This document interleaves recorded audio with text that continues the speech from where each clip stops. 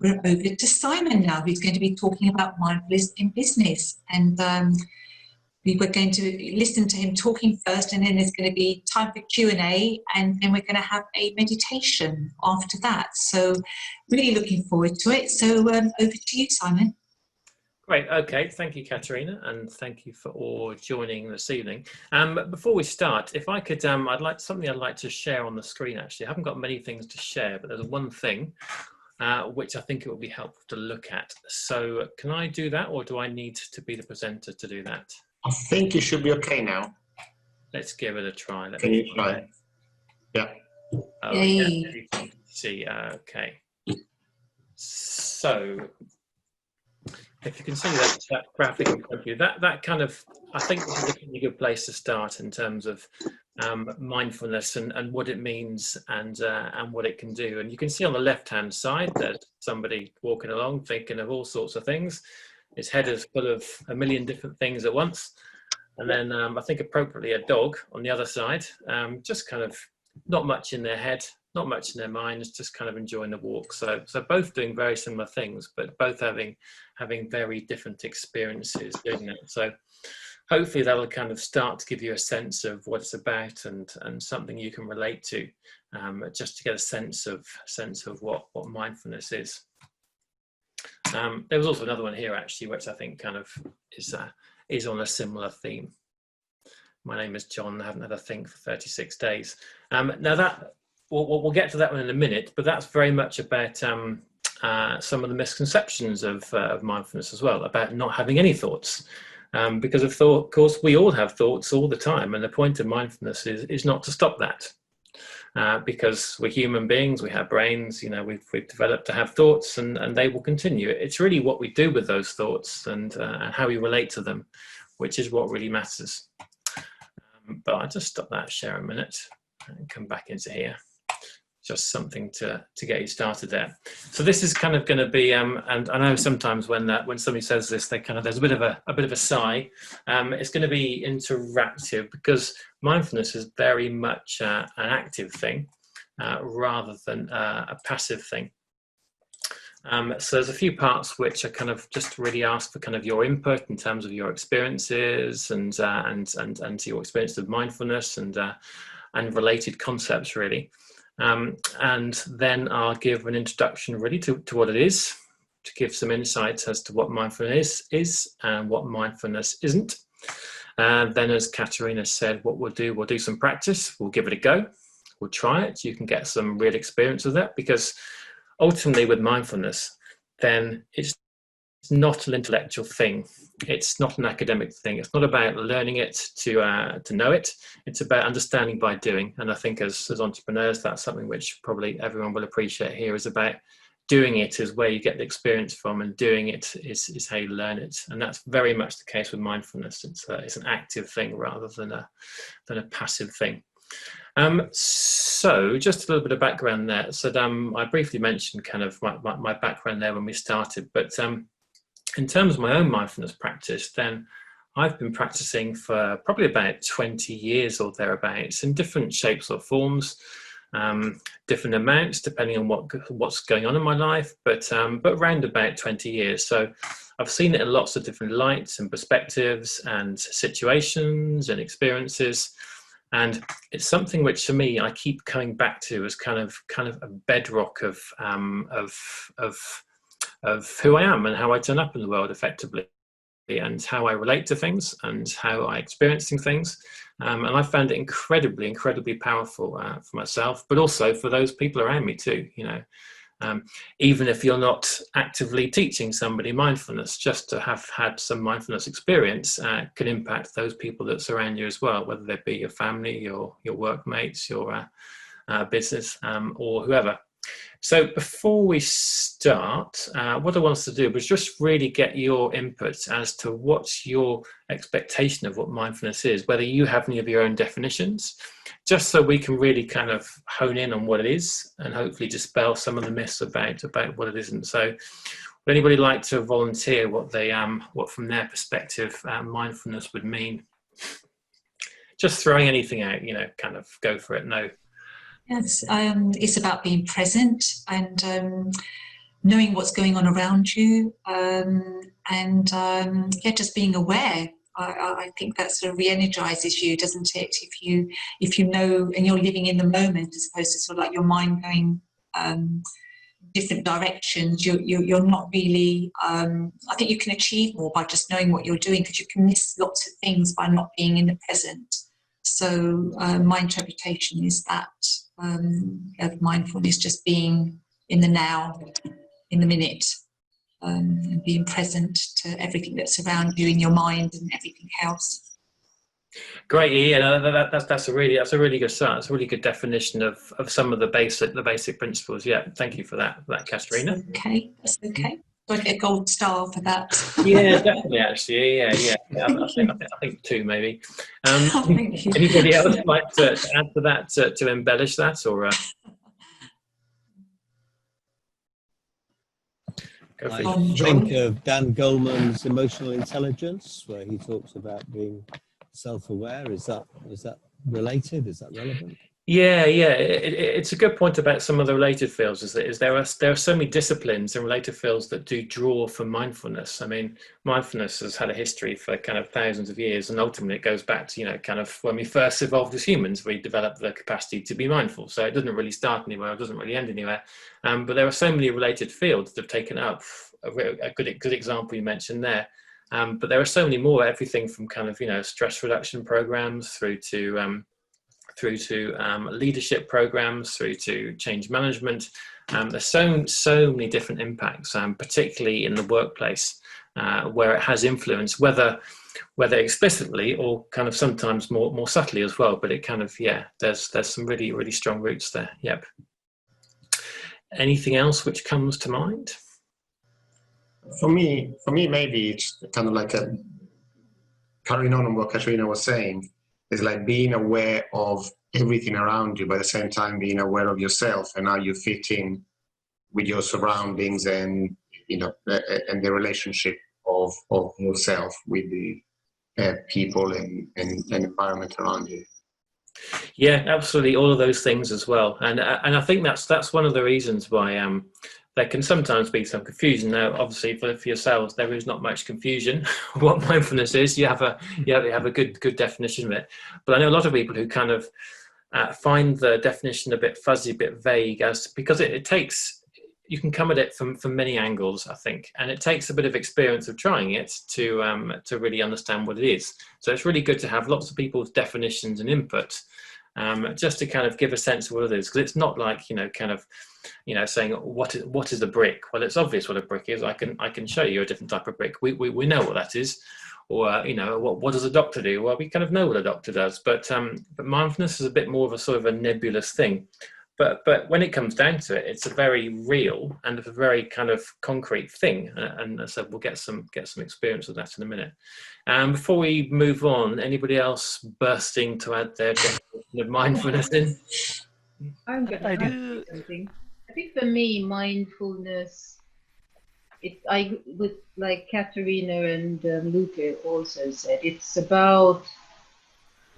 for me, it's about awareness and being present, and it's also about the inner and outer connection.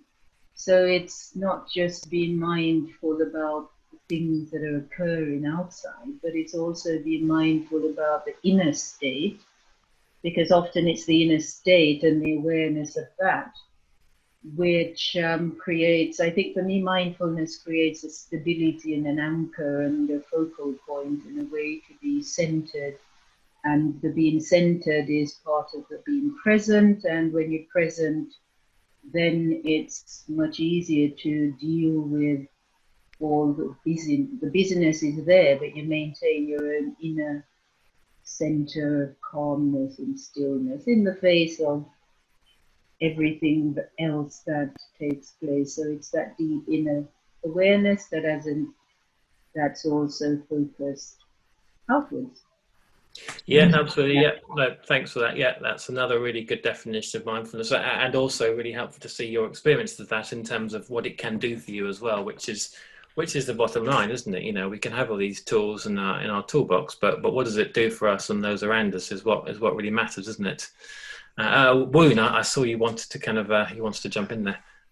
Well, I don't I don't have a definition, but I'm really curious to understand maybe the differences between mindfulness and meditation. Because I do think it's very similar, but I don't really know what is mindfulness.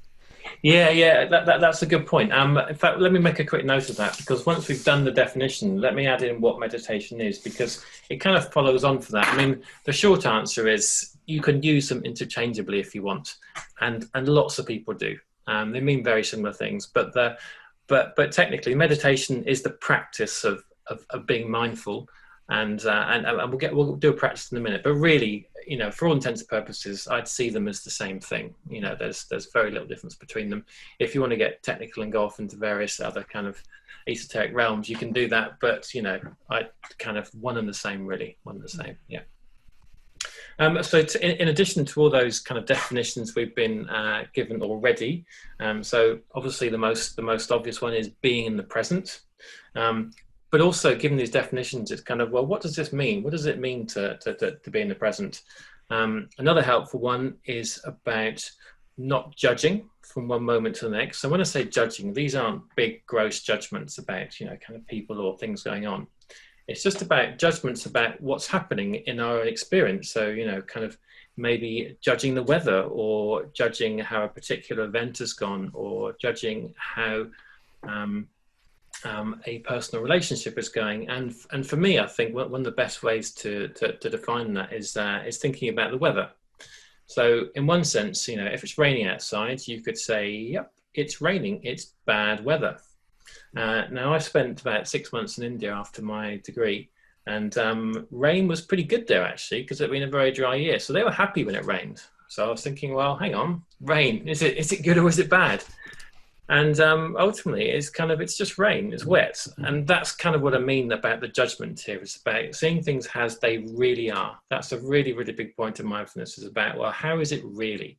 And that's the insight you can start to get by having a mindfulness practice, is seeing things how they really are rather than how you think, because often how you think they are is very different. And when you can sit with it and be still with it, you can often see a situation very differently, whether it be, you know, a work experience, a personal relationship, or the weather outside, for what it really is.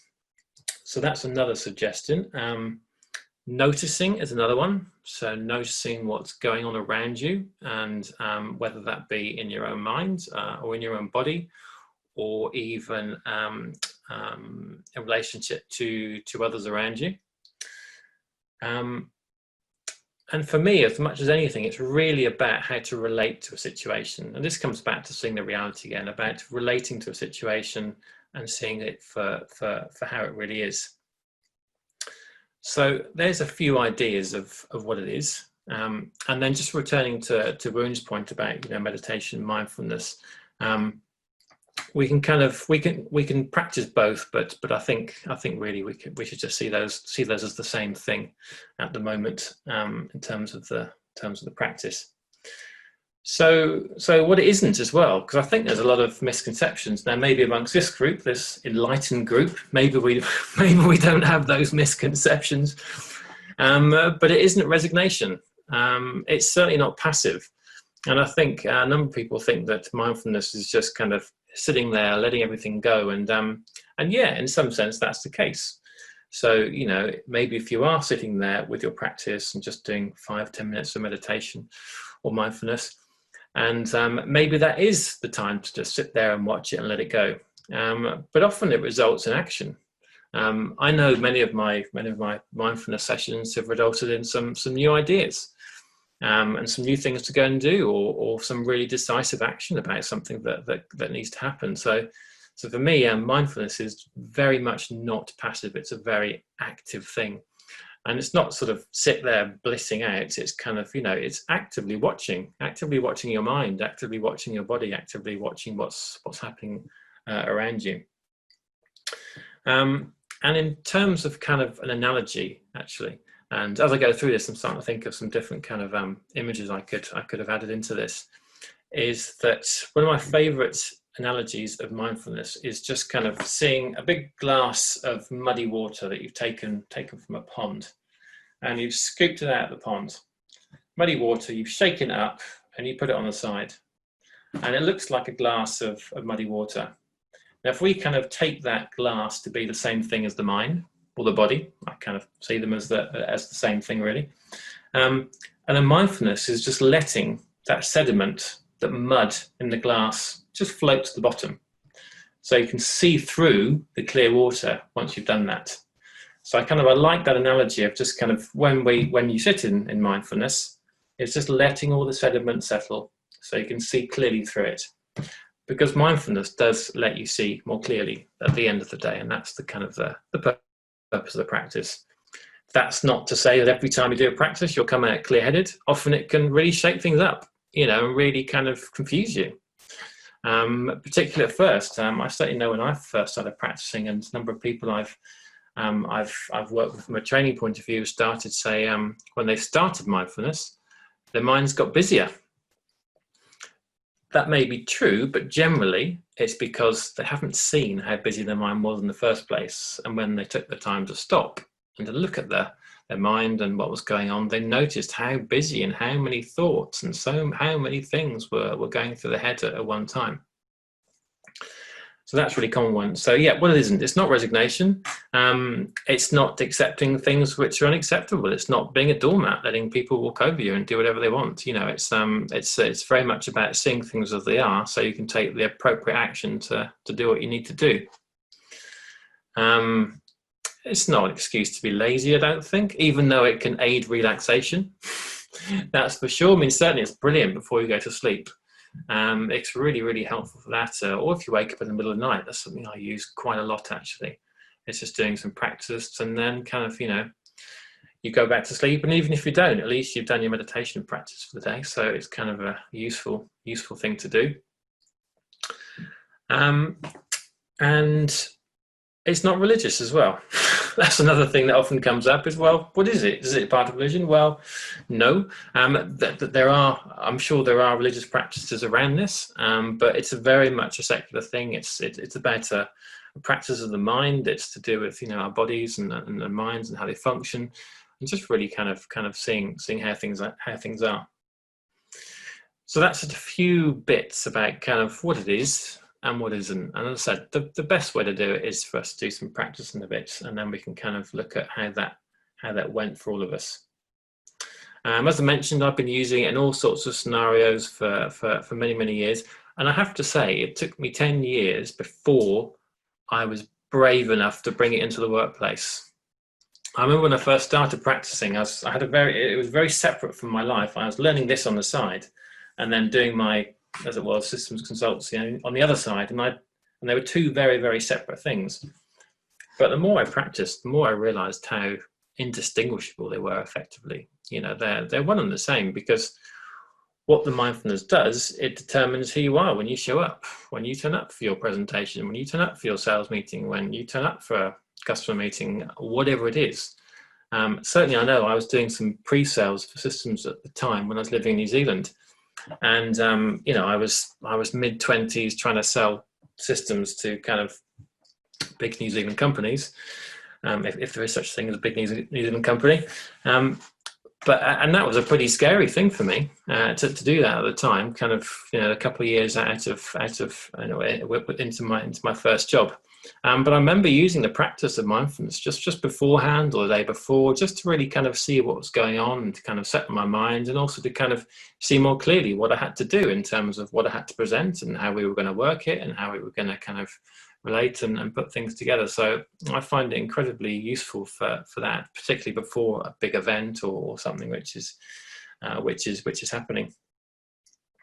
From a more personal point of view, I've used it through sort of some chronic illness I had a number of years ago. Incredibly helpful as well, to see how you can use it when kind of you're experiencing difficult times, whatever they may be, whether they may be a personal relationship or kind of an illness or something like that. That's incredibly useful. And I have to say, that's the time at which you find out how strong your practice is of mindfulness, is when it's put to the test. So before that big meeting, during that illness or whatever it may be, it's incredibly useful to see. And that's And you also see the holes in your practice, the bits which you can improve, the bits which you can kind of add to. But it's also useful in the good times too, because if you're exercising that mindfulness muscle, and I see it very much as a muscle during the good times, when you need it, when things get a bit harder, then you can use it then as well. So, and I think another good analogy is that of going to the gym. When you go to the gym, you turn up and you wouldn't expect to be kind of Superman or kind of bulging muscles at the beginning or being able to run a marathon. But of course, over time you can build those up, and I see mindfulness very similar as building up that mindfulness muscle to carry you through. So eventually, after about 10-15 years or thereabouts, was it about 10? Yeah, about that. I then brought it into the workplace, and it was quite directly. So initially, I started using it in terms of my own approach, my own kind of approach to come into work. And then there were a few of us who were practicing mindfulness when I was working at Johnson & Johnson in Maidenhead. We were working on European systems rollouts there. And there's a few of us who are mindfulness practitioners who, by complete coincidence, found out we all did some meditation. I still don't know quite how that happened, but we did. And we kind of admitted to each other that we meditated. And so remembering this was sort of maybe kind of 10 years ago, so it was still kind of on the periphery then of what was known and understood. And we decided to kind of run a group.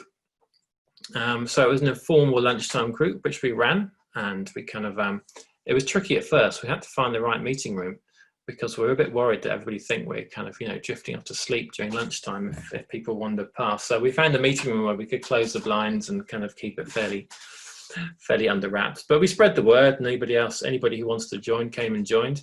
And that worked really well. It was me that mainly that ran it, but there were a couple of other people that joined in too. And we had about between 5 and 10 people each session who would come along and join the practice. And we did that for a couple of years, effectively till we all kind of left and the project disbanded a number of years ago. So that was a really good experience, particularly getting into the workplace and seeing people's reactions to it, because we were all a little bit nervous at first about presenting it and mentioning what we were doing and would it work. And this was a time when it wasn't really common knowledge, so it was kind of a harder sell. But all we had was positive feedback from it, effectively, in terms of how it was helpful, how it helped them in their daily life, how it helped them in their work, how it helped them in their relationships with their boss, whoever else. And this was particularly useful in demanding projects. The project we were doing was, the last one I was doing there, we were rolling out CRM to,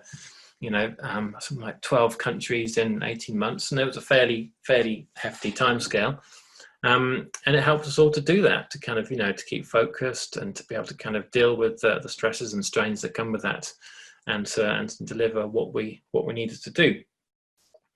So I think before we go into the second part of it, it'll be a good chance to give it a go, so we can all find out what it is. Now, from the sounds of it, many of you know what it is before, and maybe as a quick show of hands, who's tried some mindfulness before? Peter. 2. Okay, 3. Great. Okay. In that case, we'll start from the beginning, which is a very good place to start. We'll do about 5 minutes of practice or thereabouts. Give it a go. So what I'll do, I'll guide you through it. I'll give you a quick intro as to what's gonna happen first. So keep sat where you are. Just make sure you're comfortable. That's the main thing. Make sure you're in a comfortable position. You can have your eyes open, you can have them closed, whatever works for you really. The reason why people close them is just because it kind of reduces distraction. So whatever's comfortable for you. And then all we're going to do, and I said I'll guide you through this when we do this, is just focusing on the breathing. And the easiest way to do that is just to count. So if you breathe in, we'll count 1, and then we breathe out. We'll breathe in, we'll count 2, and then we breathe out. So all we're doing is just counting on the in-breath, and we go from 1 to 10, and then we go back to 1 again. And we just keep on doing that. The point really is that it doesn't matter what you're focusing on. You could be focusing on your breath, your counting, it could be anything else around you. It doesn't really matter. The point is to focus on something that you can focus on that's reliable. Breathing is traditionally what's been used because that's a particularly helpful way to help you relax. But the key is about focusing on something. So your mind has an object to focus on. And what happens when you do that, when you've got something to focus on, the rest of the things in your mind just kind of drift away. Now, when we do this, then there will be many, many thoughts, I'm sure, that will come into your head. For some of you more than others, depending on what's happened today or your kind of the way your mind functions. This is all very normal. This happens all the time, and whether you've been meditating for 20 minutes or 20 years, you'll get the thoughts come. The trick is not to hang on to them. The trick is just to watch them float by. So another way of looking at it is you can just see those thoughts as clouds coming past. You know, a thought about, you know, maybe you've got to put the washing on afterwards may come in, and just watch it go out again, rather than drawing it in and going, oh yeah, I've got to put it on, and then afterwards I've got to make my lunch, and then the kids. That's the kind of thing that we're trying to avoid, and that's the essence, that's the crux of the mindfulness. It's just like watching it. Okay, there's a thought coming in, oh, and it's going out again. Oh, there's another one coming in. Oh, there's an airplane going above my head. That's the sound. Rather than there's an airplane going overhead, thinking, "Oh, I wish I was on that. It's a year since I've been on the plane," and etc. etc. You get the point. It's about not getting into the story. It's about just watching what happens. So we'll start off for that for about 5 minutes or thereabouts. And if you don't fancy joining in, please just sit there and listen, and you know, do whatever you need to do, whatever's comfortable.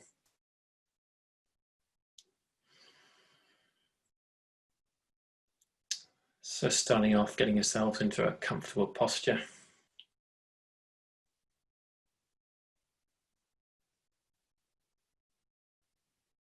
Keeping your eyes open or closing them if you fancy, whatever's comfortable.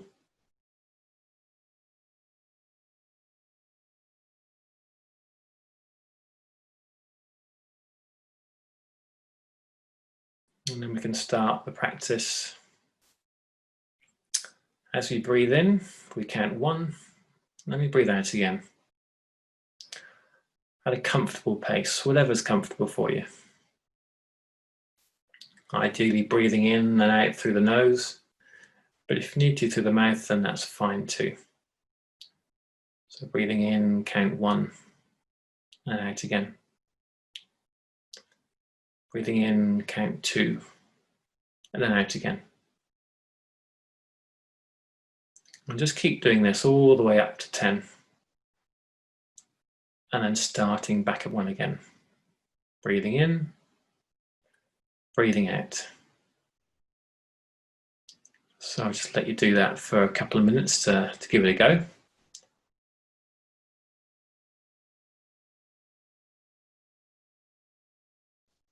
And if, as will probably happen, you get distracted and forget where you are, just come back to 1 again and start again.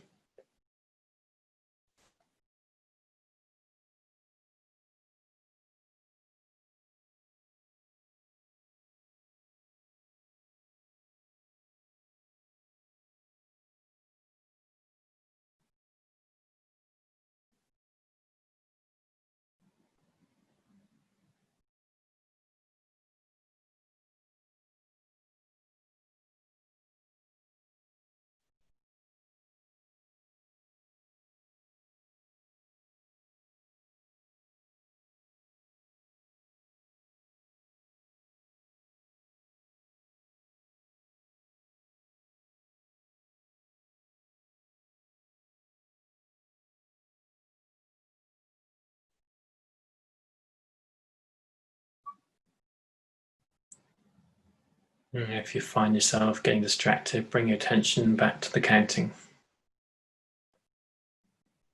Just breathing in and breathing out again.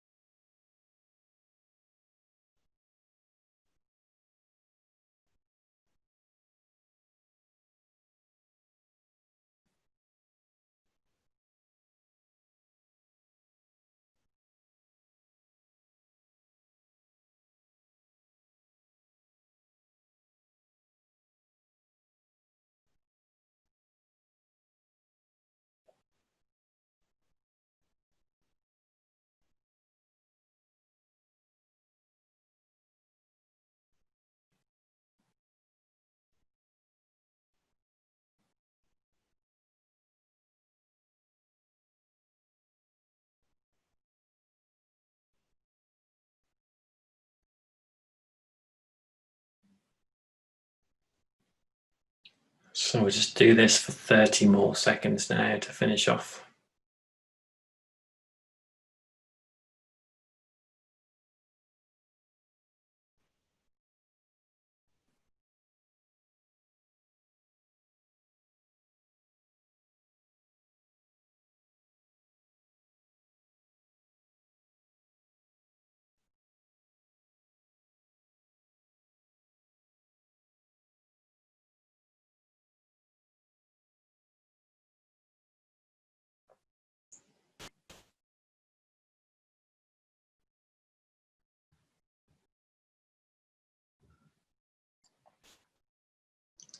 And then when you're ready, open your eyes in your own time.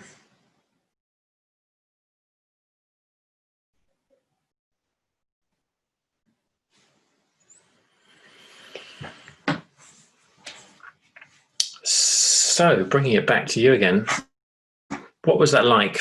Any experiences anybody would like to share? I know it was only very brief intro, but what came up there? Yeah, for me, it's interesting how powerful just that short period of time was, and how I was kind of, I loved that cartoon, Simon, at the beginning with the person on the left and the dog on the right. And during the 5 minutes, I could feel myself moving, you know, from the person on the left, full of all this kind of chatter and self-talk going on, and gradually becoming more like the dog with kind of, yeah, kind of the clear water in the jar. I felt I was kind of getting towards that. So yes, thank you. Very good. Yeah, it's true actually. The sometimes I often find that even just for 2 minutes, you come back and you feel like it's a slightly different day or a different part of the day. There's a clear break between before the practice and after the practice. Yeah. Anybody else like to kind of, you know, what their experience was?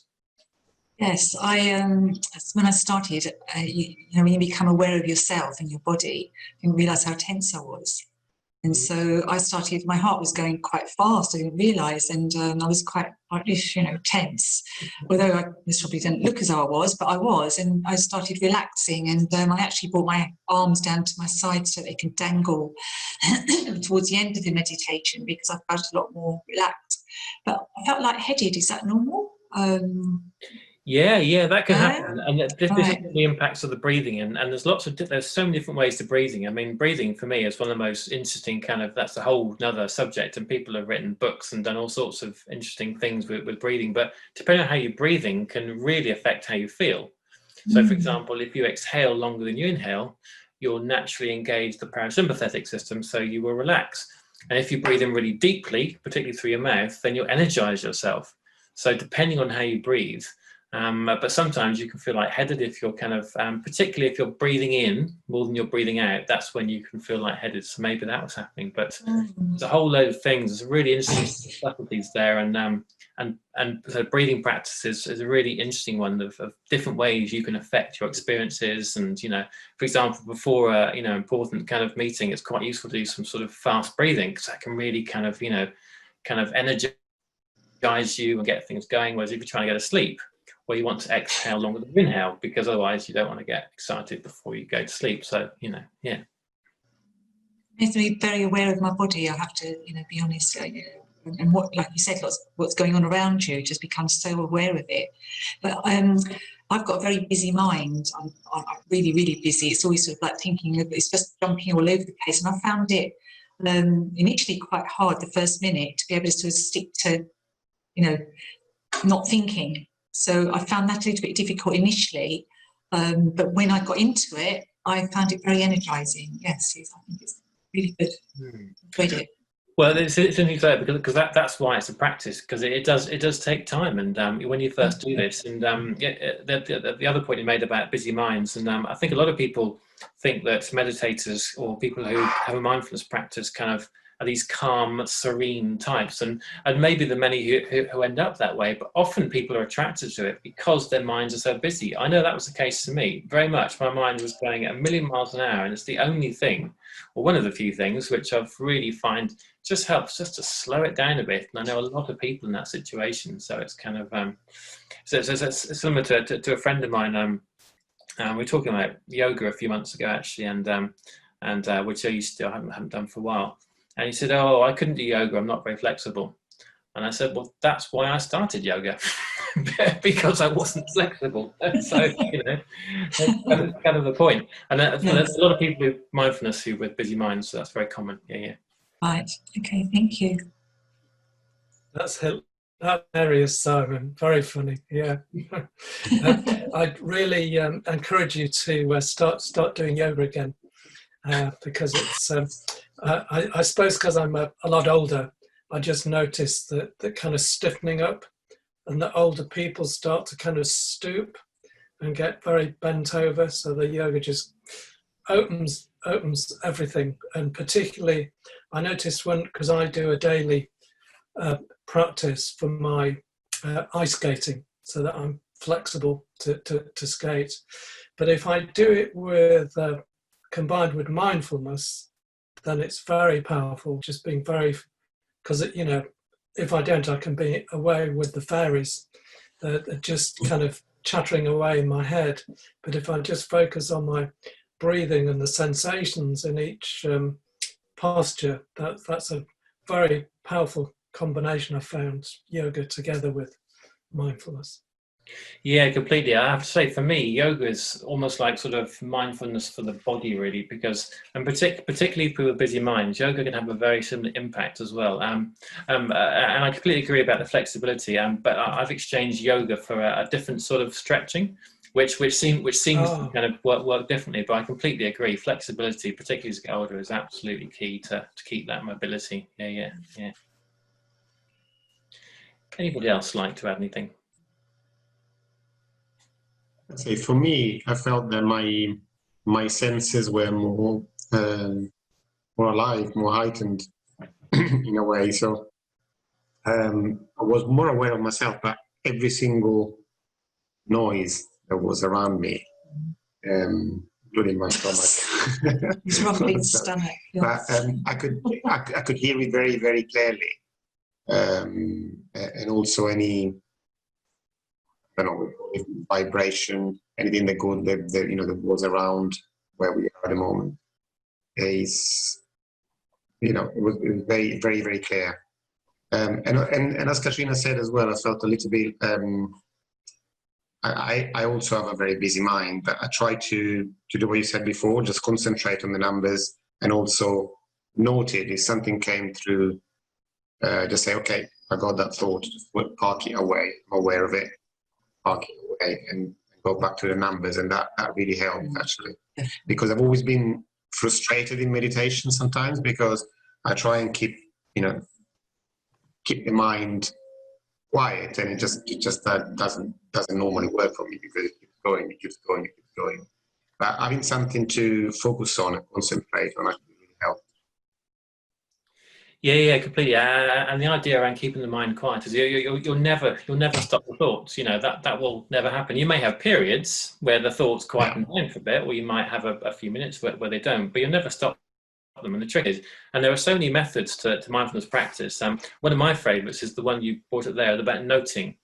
And one of my favorite practices is just to sit there and you just note everything that goes to your mind, and you can classify it by kind of thought or feeling or sight or smell or whatever. Just have some different categories, and just the act of doing that, it kind of removes your attention from what's happening, but B, it really makes you notice, kind of what's going on in your mind. And there's something about there's some magic in that noting, because it's a really good way to keep your mind your mind focused there. So yeah, that's very helpful too.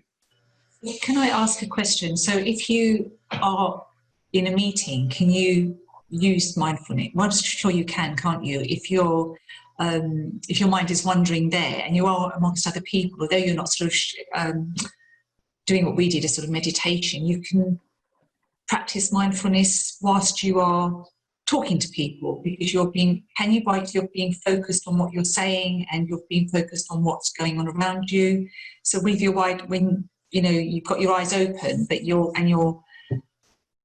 busy talking, but you can still do it. Is that right? Or completely, yeah. And this is where the mindfulness muscle comes in. So once again, think about going to the gym, and you've spent 6 months building up your muscles. well, your muscle is still going to be there when you leave the gym, isn't it? And it's the same with mindfulness, is that if you practice, you don't need to sit in a meeting meditating. You'll just naturally bring it with you. And the point of mindfulness is not to meditate. The point is to kind of bring it into your day and to kind of use it, and kind of so it can underpin the things that you do. So the ultimate really is to kind of to be able to ditch the practice and to be mindful and aware, and you don't have to do it. So it's kind of it's not for doing itself, even though it can be a nice thing to do and relaxing. It's for really kind of to be able to kind of carry that on throughout your day. And also to move on to your point about focus, this is where I think it's so useful in the workplace, and it's really, really helped me. It's because once you do have a mindfulness practice, I find my ability to focus is much, much greater. My ability to concentrate and just like a focus for like really get something done in a short period of time without drifting off and doing something else or thinking about something else or whatever. I find that really helpful, and it certainly helped me to concentrate in meetings and, and to kind of, keep focused really. And I wanted to ask you a question. How long did it take you to feel that you actually grasped it and you can do it every day without, obviously you said it's a muscle, it's something that needs to be developed. How long did it take you? And how long did you practice for on a daily basis? I'm asking you some really awkward questions. How many hours and minutes and seconds? I guess like everything around mindfulness is kind of, there's two answers to that. One is it's a lifelong practice. Two, you can get results pretty quick. So, I mean, when I first started, what did I used to do? I started off about 5 minutes, which I did maybe daily. And then I just kind of built up and now can be anywhere between sort of half an hour in the morning to maybe 15 minutes in the morning and a few minutes throughout the day and sometimes in the evening, so it really changes. But the key is about having small, regular times to practice. First thing in the morning is a very good time because it really sets your mind up for the day and kind of gives you that focus and clarity and efficiency as well, because as well as effectiveness, because you're focusing on the things that you need to do rather than sort of the fluff around it which you don't need to do. So first thing in the morning, but if you do start to practice, the best thing to do is really note how you are now, because in a few weeks' time or a few months, however long it takes to get some sort of impact, and you'll probably notice something fairly soon, fairly quickly, you'll forget how distracted you used to be, because it's become the new norm. How your mind has changed. You don't often see that until you relate it back to how you are now. So it's interesting to sort of to really note those differences and kind of make a note of them as they go through, because they do change and your perceptions change. And I mean, I even found at various points my sense of smell has changed. I seem to be able to smell more things, as well as all the perceptions and notices and the focus. But there's all sorts of occasionally wacky things that happen, and generally it's not. Generally it's kind of busy mind just sat there. It can be relaxing. It can be sometimes kind of energizing. All sorts of different things can happen. But there's no right or wrong thing to happen. The trick is not to worry about it. There's no kind of good or bad practice as such. It's just about doing the practice. It's about just watching what's happening, watching, noticing, noting all the way through. And it's really hard at first not to beat yourself up for doing it wrong, because we're so used to, this is the right way, this is the wrong way, this is different. This doesn't fit into sort of the categories of, the other things we do in our lives. It's very, very different. And many people do it for years in, they kind of get up and think, that wasn't a very good practice today, but it's okay, it's fine. It may not be fine if you messed up that meeting or that sales pitch, but in terms of your mindfulness practice, then it is fine. Whatever happened, and then you learn from that and you adjust tomorrow, and it's really nice to have a time in the day when you can do that and there's no pressure. And nothing you have to do. And of course, when people first start, they will put pressure on. I want results. I want to be peaceful now. I want to be focused now. I want to be calm now. But that'll happen. But it's about practicing and about making it regular. That's the real key there. Yeah. Being consistent with it. That's where you get the results. Yes, I understand. Yeah. I have got another question, so I'm monopolising Go the for it, go for questions. it. I mean, I've only got, yeah, just, I mean, it's a workshop really, so go for it, please, yeah.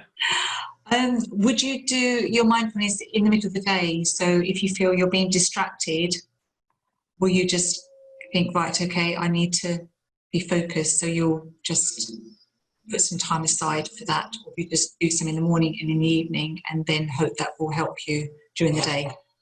What I find really useful, and I've been doing this a lot recently actually, is mini mindfulness sessions, and just for a minute or so, I just maybe stop for the day and kind of, I set little alarms on my watch so I don't forget to do it, and it just pops up. And I had one before I started here today, and there was one at 7 o'clock. It went off and thought, oh, it just reminds you, maybe stop for a bit. And, you know, if you're busy, you may not do it, but having calendar alarms is really useful to do that. But just 1 minute can make such a difference. I mean, our practice there was maybe 2 minutes, 3 minutes max or something. It was very, very small amount of time. And I like the sort of the quote that you know, people who I can't, how does it go? I'm gonna have to paraphrase it. Effectively, a lot of people think they don't have the time to do it, but it's those people that really need to do it, because everybody can find 2 minutes, everybody can find 5 minutes. So there's lots of different ways to do it, and everybody can find time if they want to, if they see the benefits and they think it's going to be helpful. But that time that you spend, you can really get it back later, actually. And I've really noticed that in terms of, you know, that 10, 15, 20 minutes, half an hour, 5, whatever it is in the morning, you reap that back in multiples throughout the day, I think, in terms of, you know, kind of, in terms of effectiveness and things you get done. Yeah. Sounds great, doesn't it? Any more Angie's questions? posted a question in the chat there, Simon. I don't know whether you can see it. She's asking, using music, is that a distraction or an aid for mindfulness, or is it subjective? She'd like to know. Yes, please. Once again, both. It is completely subjective. Some people love it, some people it doesn't work. For me, I don't use music, but lots of people like it, you know. And if it helps, then go for it, you know. Sometimes it's good to have something guided. You can use an app. You can use all sorts of things. Yeah. You can put music on, or you can put earplugs in, or you can put kind of white noise on, or brown noise, or whatever kind of, you know, your sort of favorite sort of blackout kind of noise is. But yeah, no, it's just experiment is the best way. You know, try it out, see what works. You know, whatever works for you. Okay, lovely. Yeah, because sometimes you sort of wonder, because like with doing the mindfulness thing at the beginning, it feels sometimes it might feel uncomfortable when you're starting off that journey. So I just sort of think have a little distraction, because, like, you know, just like you said, there's so many apps around nowadays where you have, like, you know, like the Calm app, and you can listen to different noises like rain or whatever. So I was sort of thinking which ones would be better. Yeah, I think it's an experiment, but there are also some things, things like binaural beats, which you can use, which do actually affect your brainwaves as well. Now, I've never found them particularly powerful, but there are certain noises you can listen to, and you can kind of buy them in apps, which can replicate the effect of meditation. And they'll often make quite big claims, and I haven't found them hugely powerful, but they're still interesting to try in terms of being able to relax you or being able to energize you. And they're often under the moniker of binaural beats or similar, so they can be worth a try as well, in terms of, you know, sound waves just affecting how your mind is functioning at the time. So like everything with meditation, experimentation is the best way. But consistent experimentation, yeah. Thank you very much. Thank you. I've got a question. I just got a few things. I think with what we're talking about with mindfulness, whether it's mindfulness or yoga or you're using music, they're really all just techniques for getting into the present moment. So mindfulness, I did disagree with this comment that yoga is I teach yoga that yoga is mindfulness for the body, because that's totally incorrect. Mainly because yoga is a mindfulness practice. It's just another way of moving into the present moment. And I think sometimes we get caught up in the lots of different techniques, but they're really just different ways of getting to the same end result. So whether you listen to music, because if you listen to music with total awareness, then that's going to take you into the present moment. If you listen actually even to something like the sound of trains, rattling sound, it doesn't really matter, because this is a judgment. If we're thinking that some things are good and some things are not good, there are lots of judgments about, music is more calm, but if we focus on anything with total awareness, even if it's described as a terrible sound, it actually brings you into the present moment, and it can make you super duper calm and aware and alert and focused and sense and centered and everything else that comes from watching the breath. Yeah, completely. And ultimately, it's just a tool. It's not a great thing in itself. It's a tool to get you into the present. And some people get it through running. Some people get it through riding a bike. And as you say, music. I go back to the point of yoga and the body. My point there was really about when you have a busy mind. I personally find yoga a very, very good way to become present, to get into the moment. So using that body practice to be able to bring yourself into present, that's where I think it can be really, really useful to do. But it's whatever works for you. At the end of the day, whatever works. There are a million things to do. Mindfulness is just one of them. The meditation is one of them. To get that mindfulness. So I guess going back to Woon's original question, we've got a bit deeper now. Really, the meditation is the practice to get you into a mindful state. Effectively, that's how I would kind of see that one. Yeah. I'm wondering, when people are new to meditation and mindfulness, like if the initial focus that we pick to, I guess, to think about or not think about, like, is that how does it affect the practice? Because one of the sort of meditation that I have been trying to practice is called coffee meditation. I don't know if you have heard of it. It's taught by this guy who's sort of from who trained as a Tibetan Buddhist monk for a long time in Tibet, but his whole concept is that when you the thing that you pick to focus on initially is really about the person that you've helped, and sort of and practice that meditation like how you've just sort of been talking about, like not judging and noticing and things like that. So I'm just curious whether like the focus has got an effect. Yeah, and this goes back to kind of, I think, the point that John brought up earlier on in terms of kind of the I can't remember the name of the person you mentioned, John, but how it falls into different fields. Because certainly I know from a Tibetan point of view, I've done quite a lot of research in Tibetan in terms of their practices, and they have a slightly different approach where they use kind of mind states really to focus on.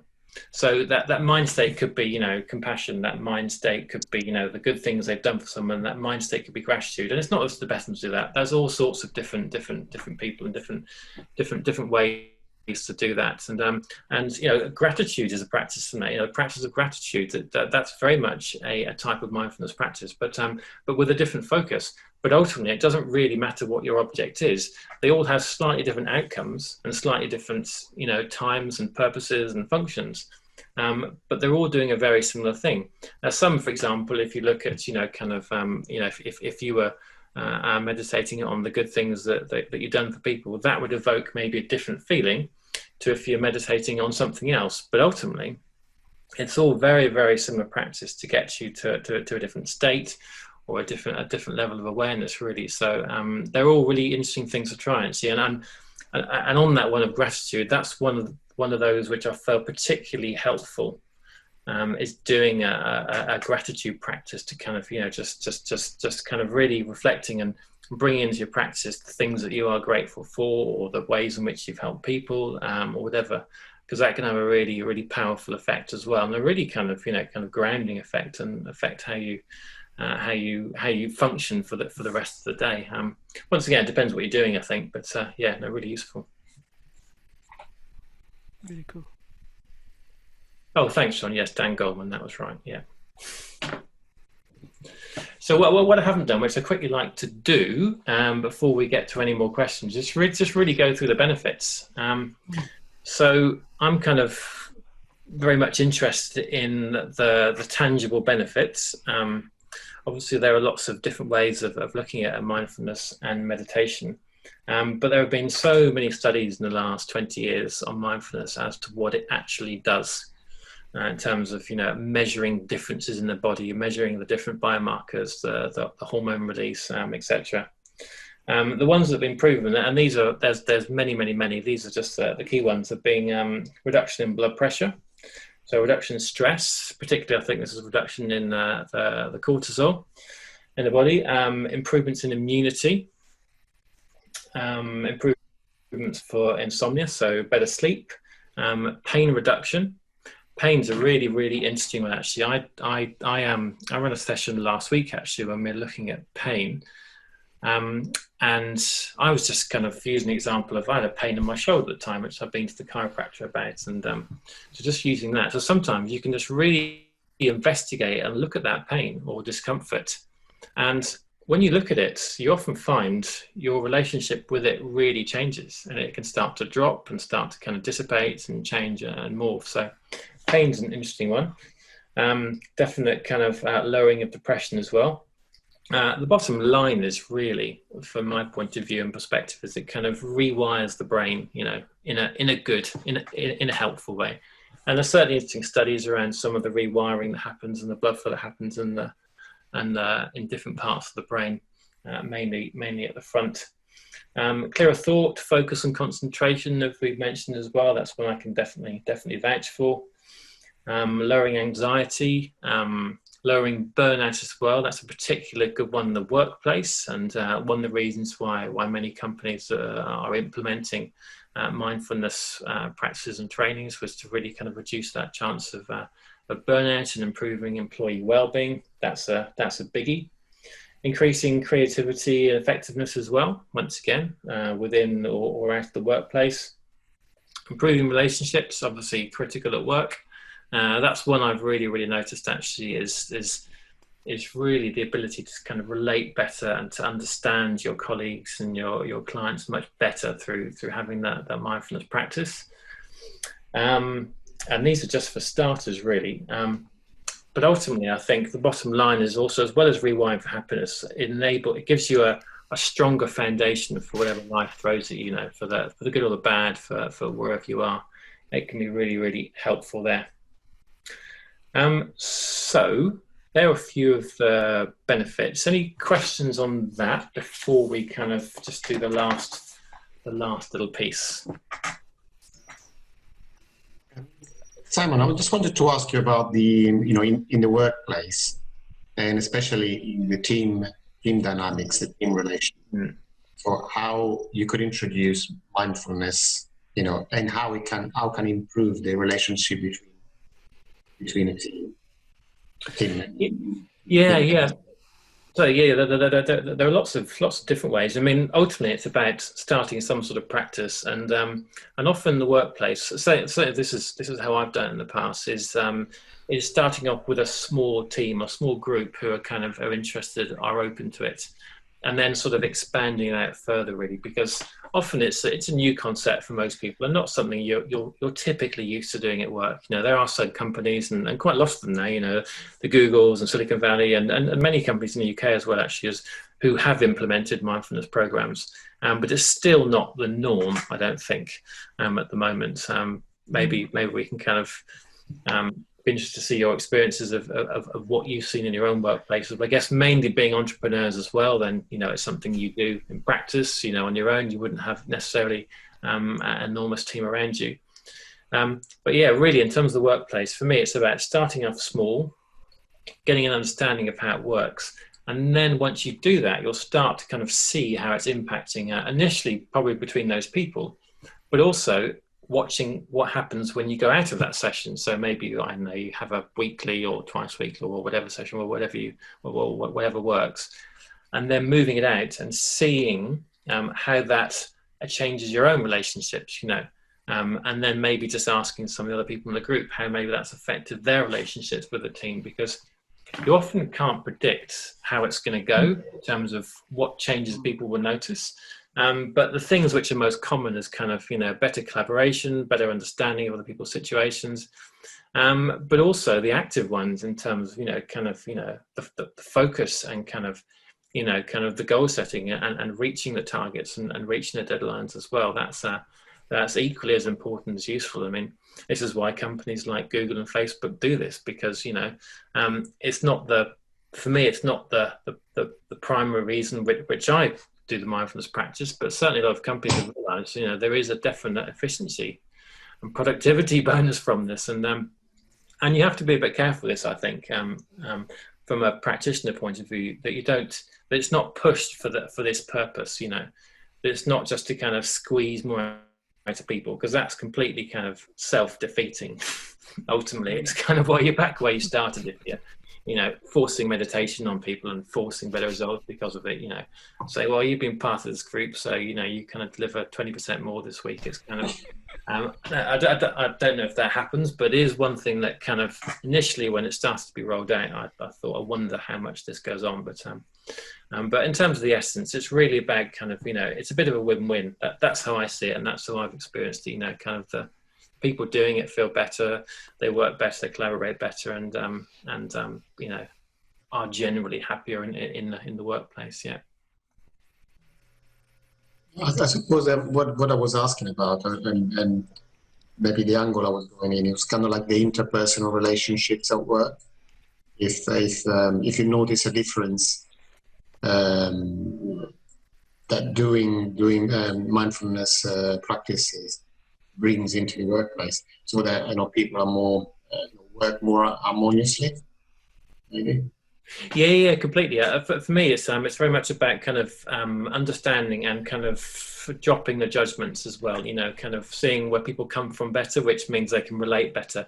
Ultimately, I think it's about relating better to the people around you, and if you relate better, then they'll generally respond back to you, won't they? In terms of kind of by relating better back to you as well. So that's the key thing. But often you get really surprising effects, all sorts of different things, just mainly around the relationships. But yeah, that's for me the key ones about relating.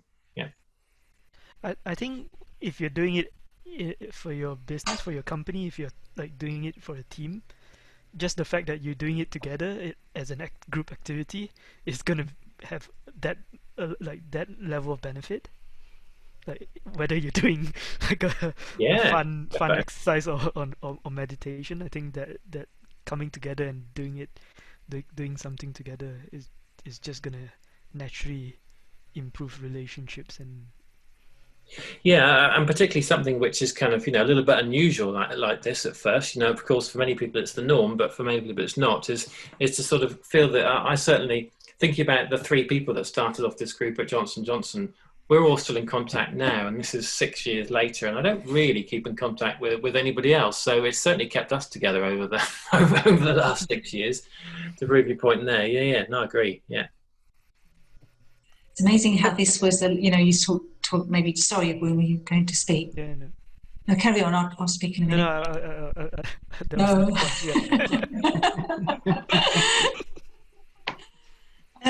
I've lost my train of thought. What was I going to say now? I should have gone with that.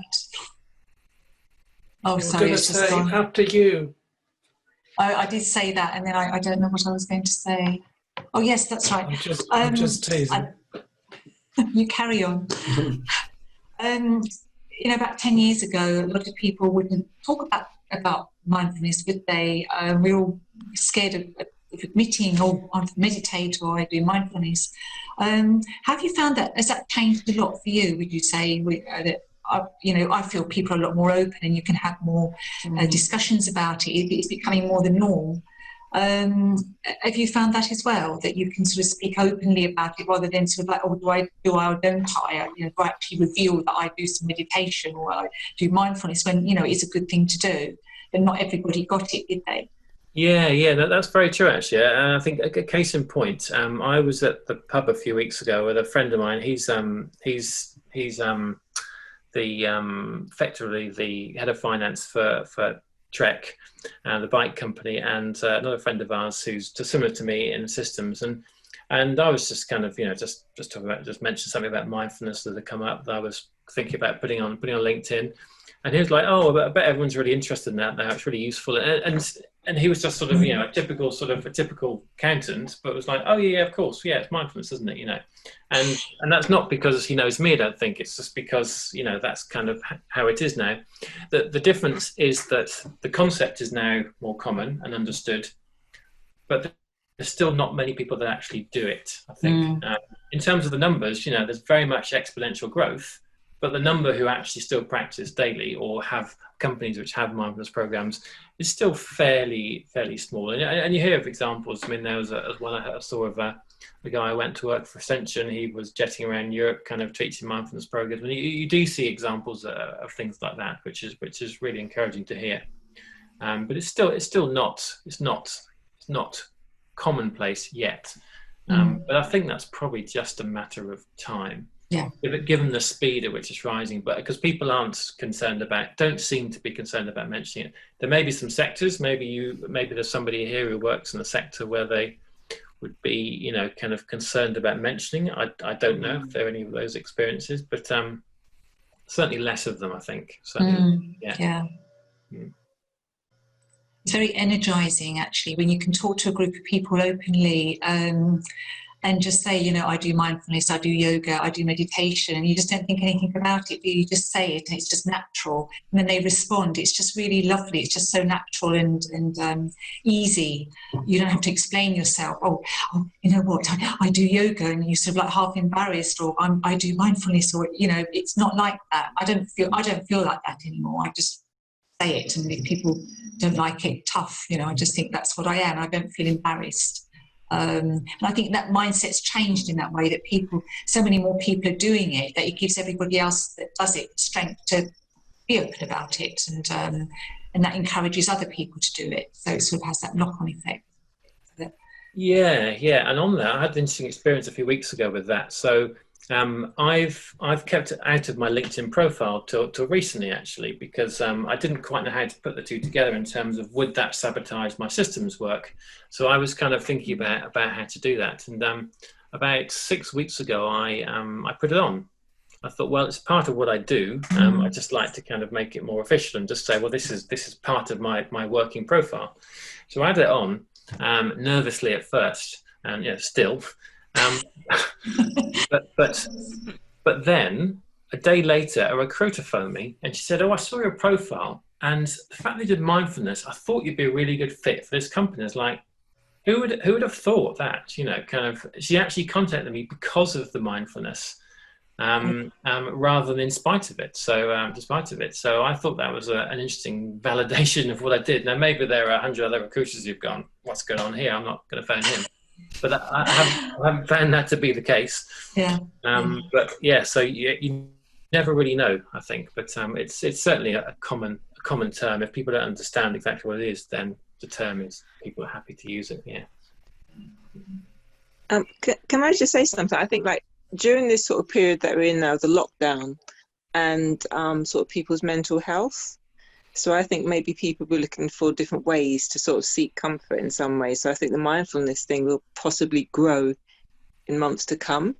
Like Katerina said, like with yoga, because like Rosaline teaches yoga. I do classes with Rosaline, and I find it quite sort of, sometimes you can have a stressful day.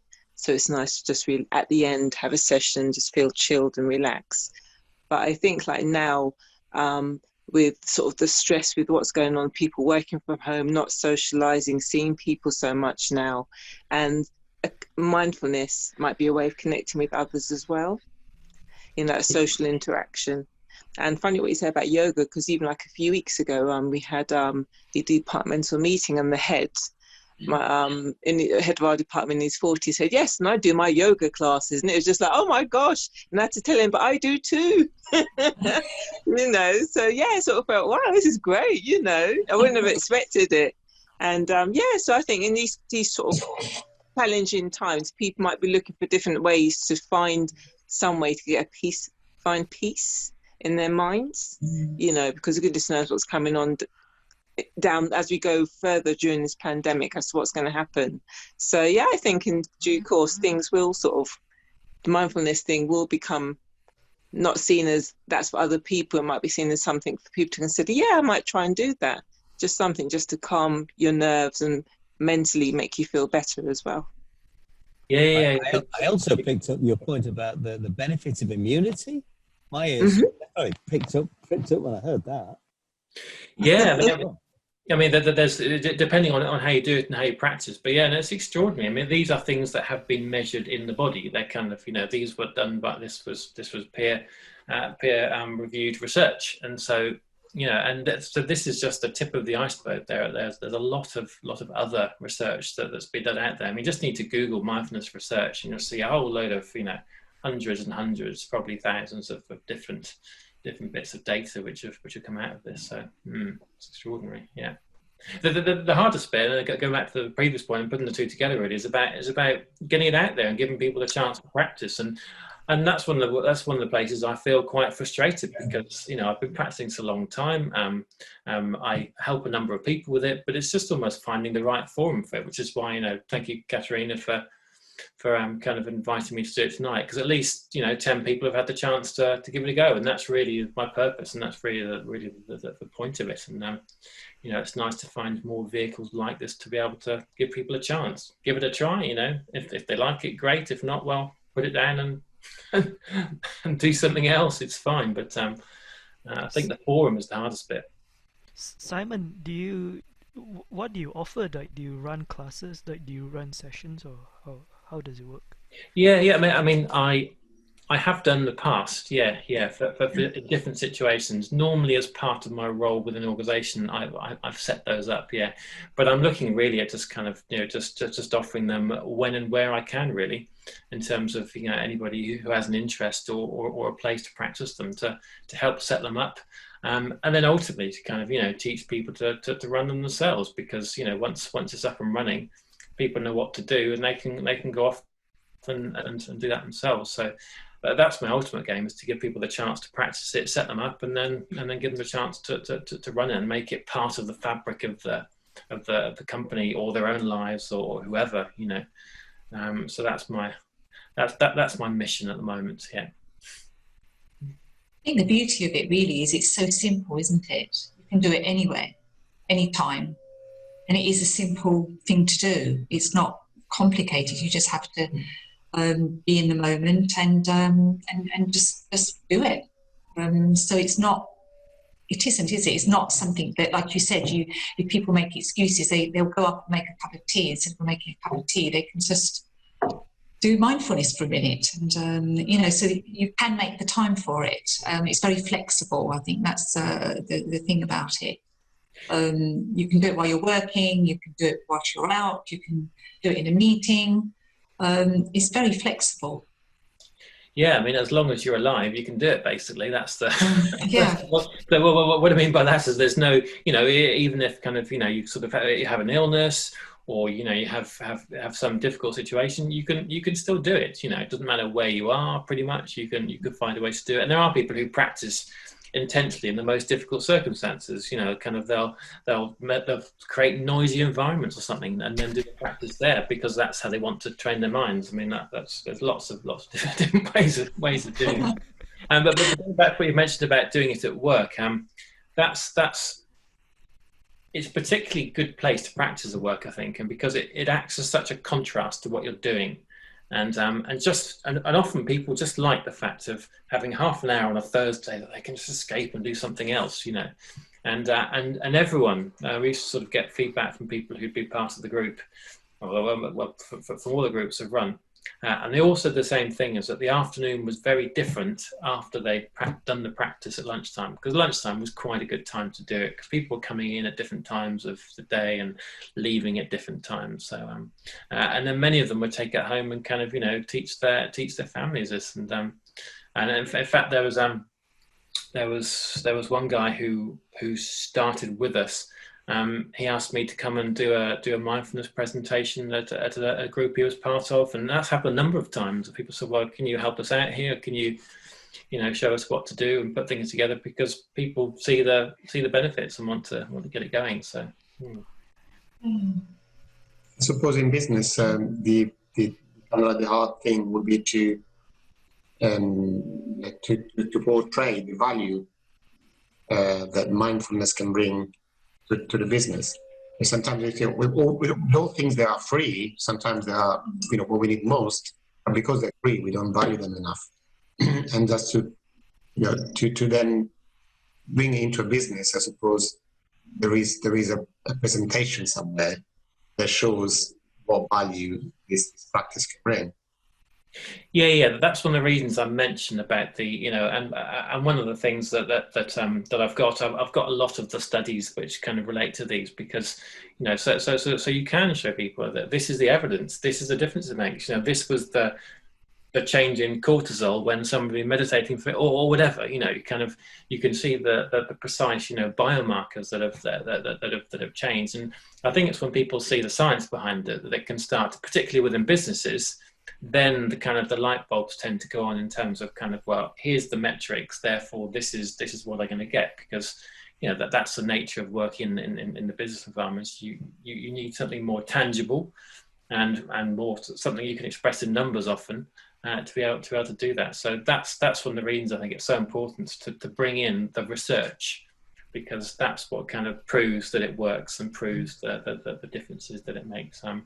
Anybody can make claims about it helps people work together, but that doesn't mean very much on its own. You need a study to show, in what way and over what period of time, and in what business, etc., etc.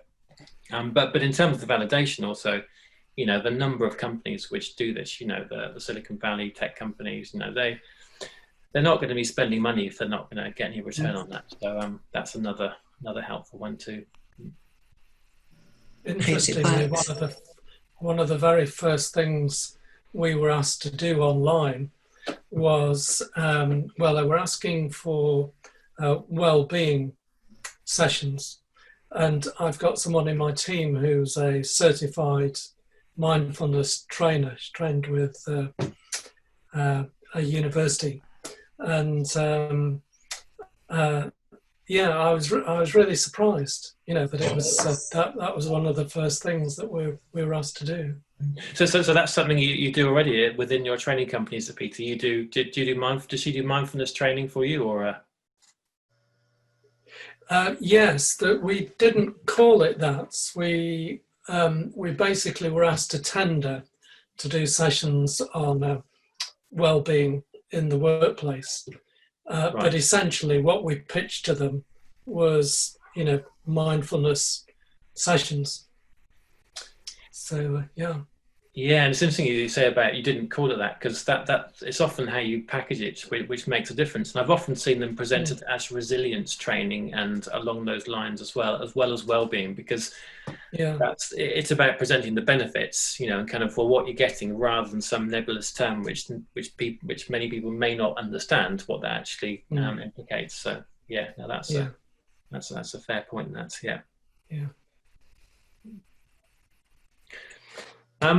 Just sort of a few points, sort of round up before we kind of finish off with the Q&A. Just really about kind of getting into daily life. As I mentioned earlier on, that really is the key. Is that to give it a go, it's about getting some sort of regular practice, and that can be a couple of minutes, can be 10 minutes, 15 minutes, whatever, of regular practice. And there's lots of ways to do it. You can use an app. You can do it yourself based on what we've done today. There's lots of books on it. So lots of different ways. Or if you're lucky, join a group in your company, if there are any. But in terms of kind of any questions around sort of getting it into your day, is there anything there which anybody would like to ask about, kind of how to practically get it into the day, or whether anybody's thinking about it and they're concerned about how they're actually going to do it? Just really to kind of help you make it kind of practical and useful, really, to make it something that which you can do if you fancy giving it a go.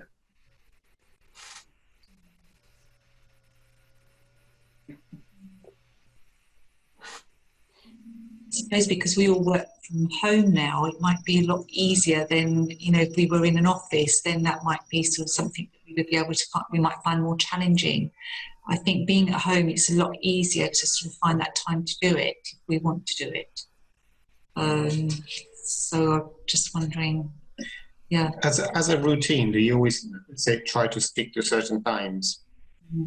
It really, really helps to do that, yeah, because it becomes part of your day then, like sort of, kind of eating, drinking, whatever. It just becomes part of your day. For example, me, I get up, I have a shower, I do a bit of exercise, I do my meditation, and then I start the day. And I just do that every day, whether it's on a holiday, whether it's a weekday, weekend. I just do the same thing every day. And sometimes the period of meditation is different, or there may be a sleep routine, but generally I just do the same thing every day because it's what I like to do. And and at first it can be quite exciting. You're like, okay, yeah, let's go. I'm going to do my meditation practice. And then 10 days later, oh, do I really have to do this? And having that regularity in that practice and not pushing it too hard at first, just 5 minutes, that's enough.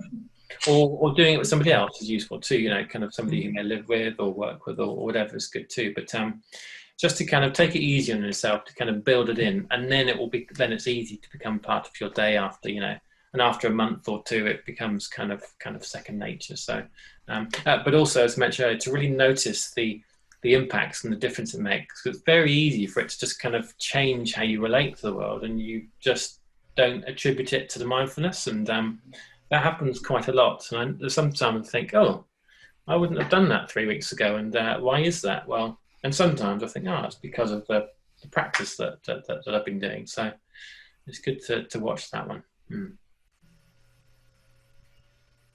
I thought that was a really interesting thought, doing it with your partner, doing it with your husband or wife. What a good idea. Motivation, yeah, because if one of you's not doing the other one can prod you to kind of do it. So it's quite helpful to have like a meditation buddy as well. That's certainly a useful thing. Yeah. Kids as well. If any of you've got kids, I mean, mine don't do it meditate that often, but sometimes they'll join me and come and sit and just for 2 minutes or something, or 5 minutes, and so. Yes, there's a comment from Zahir. Hi, Zahir, lovely to see you. Hi. Sometimes we lose the motivation to do it, but you've just answered that question. So you just find a buddy, and I think the more you do it, you don't want to go back to how you were, because you do see the benefits, don't you? And that's the thing that keeps you going, and it makes you feel stronger about doing more, because you do see those benefits, and it's cumulative. Yeah, completely. Think of the gym, think of building the muscles, building up that marathon training. It's all very, very similar to that. And there are also groups. I mean, there are various online groups as well that people can join. I've toyed with setting something up, actually. Kind of, I'm not sure whether to do it kind of locally or something online yet. I haven't quite decided, but there are all sorts of ways to practice, to give it a go. Yeah. Okay. I think for me, the simplest way, I quite like being told what to do, and I like to do a mindfulness meditation quite often. So rather than making excessive demands on other people, I bought a fabulous book. You probably know it, Simon, called Mindfulness: How to Find Peace in a Frantic World. And in the back, it has a free CD that you can put in a CD player. Not that anybody has CD players anymore. So they set up a website as well. So I'll put it in. I've just put it in the chat. And on the website are the meditations that are in the book. So if you need somebody to motivate you, when you set your finger on your watch, like Simon does and I do, it's time to do a mindfulness meditation, then just sticking one of the tracks on is great. It uses SoundCloud to play the audio track, but once it's played it looks like, you can only play it again if you set up a SoundCloud account. But if you just refresh the page, it brings it back again. So I've avoided kind of signing myself up to something that I wouldn't particularly use for anything else. So just kind of bear that in mind. If you get frustrated after the first one and and it disappears and it just says SoundCloud. Just refresh the page and it'll come straight back again. Yeah, that's a good point, Paige, in terms of how to do it, because I think apps are really, really useful for this. Actually, Headspace is very good, Calm is very good. There are many out there actually, and you know, particularly for just kind of getting on and sorting out yourself. For the regular practice is good. Where groups can be useful is just to kind of this sort of thing about kind of, well, how did it go for you? What was your experience? That's where the groups come in quite handy actually. So that's another thing to try. But from a day-to-day experience, absolutely. Apps, websites, recordings, brilliant for that. Yeah. Yes, after I bought the book, I went off and did a course with the Mindfulness Project in central London in Fitzroy Square, and that was wonderful. Just as you say, Simon, very, very good, very motivating to hear other people's experiences and share my own. It's really good.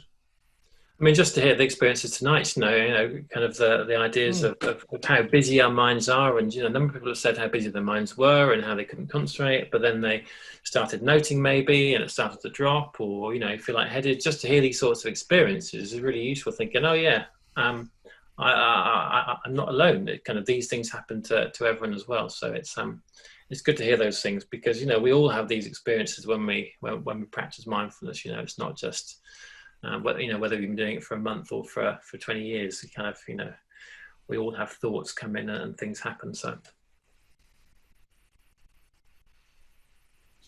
anything else? Any burning questions anybody else would like to ask before we? Is it coming up to 9 o'clock?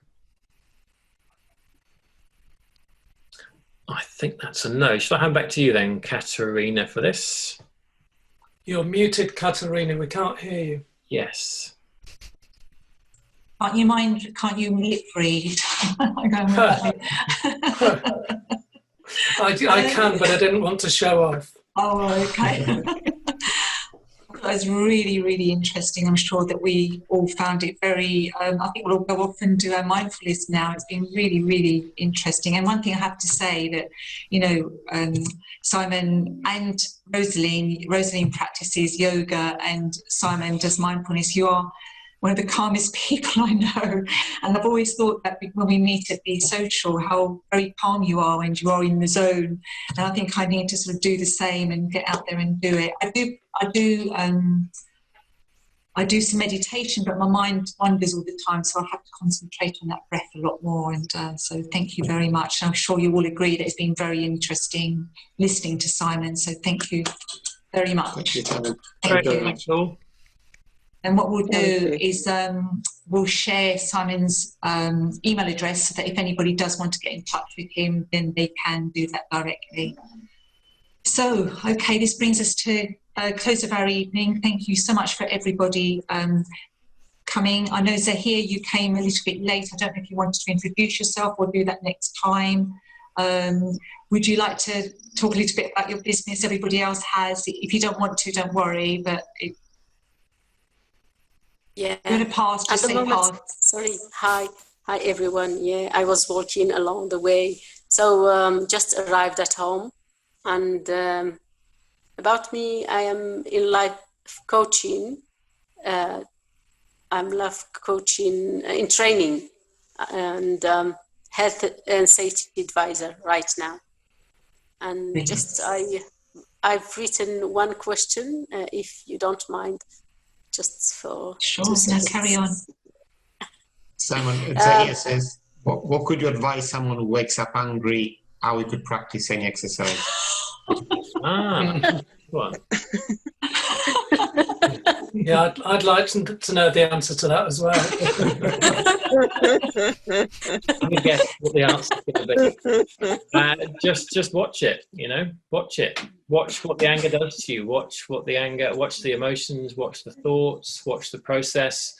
And the good thing about this with anger's a really interesting one actually, because it's kind of, for me, I see it like a flame. Once that's burst into flame, it can be you can't really get it back in its box, can you? It's kind of out. It's out there. But if you start to kind of watch it and just kind of noticing kind of what happens when you get angry and just looking at those triggers, that's when you can start to kind of notice it before it happens, and you recognize those triggers sooner, and you can therefore distract yourself or kind of move on different ways. So for me, it's about really watching what happens when you feel angry. You know, just the sensations in the body, like maybe a tension in the chest or racing heartbeat or whatever happens to you. And then what you'll find, you keep doing this, you'll notice the triggers sooner, to the point where you'll kind of be able to kind of, you know, distract yourself or just kind of watch it. And the weird thing is, you know, you think if you watch it, it'll get bigger. You're like pouring diesel onto the flames, but that doesn't happen. If you, this is where the practice comes in. And it's really kind of the critical part of mindfulness practice, is that it's about not getting into the story. So if you into the anger and then start going, well, he said this and she said that, and then it gets bigger. So focus on it and make it bigger. However, look, Simon, just angry, and you don't want to wake up until the sun rises, and you say, okay, I have to get up now. no choice. Yeah, well, watching that, just watching how you feel, you know, just looking at that, going, so how does it feel? Is it tension? Is it whatever? Is it a thought? And just watching that. And then if you can add some mindfulness practice into the day, that will, little by little, likely to kind of, you know, diminish the effects of that in the morning. Now, you know, like everything, it's not going to be unlikely to be some overnight miracle cure. But certainly, you know, if you build that muscle over time, it's going to have some sort of impact, or you'll have an understanding, you know, of what's happening there. So that's certainly my approach to it, which I find really useful. So hopefully that helps you. Thank you, Simon. Okay, Simon, is it a technique a little bit like detaching yourself and seeing almost like in a movie? So as if you're outside of the equation rather than being involved in the emotion. Really, it's just about kind of seeing what's going on now. So for example, you know, a good example would be you're sat here and it's like, okay, what's it like to sit on the chair, you know, or what's that sound going above? It's really noticing what's happening now is the key. And this is the differentiating between what's happening, so feeling something and watching something, to getting into a story about something, you know, kind of, you know, the pain in the shoulder is a great example, you know, kind of, if you look at the pain, it's like, well, where is it? Where is the pain? Whereas if you start going, oh, that bloody shoulder, it's been like it for years, and, you know, then it gets bigger, doesn't it? So it's kind of, it's just watching it, you know, and that's the practice, you know, trying it, experimenting, see what that means, because it's quite hard to explain it, kind of, you know, give it a try and see how it works, but don't get into the story. That's the key. A really good tip, actually, isn't it? Because we all get engrossed in what's happening. Like you said, they said this, they said that, and yes, can get a little bit involved. But okay, it's 9 o'clock, so we have to finish here. But thank you again. I think it's been a really interesting session. It's been very interactive, and I think everybody's been able to sort of say what they think and contribute, and I think that's helped make us understand it a lot better. So thank you so much for that, Simon. Really, really interesting.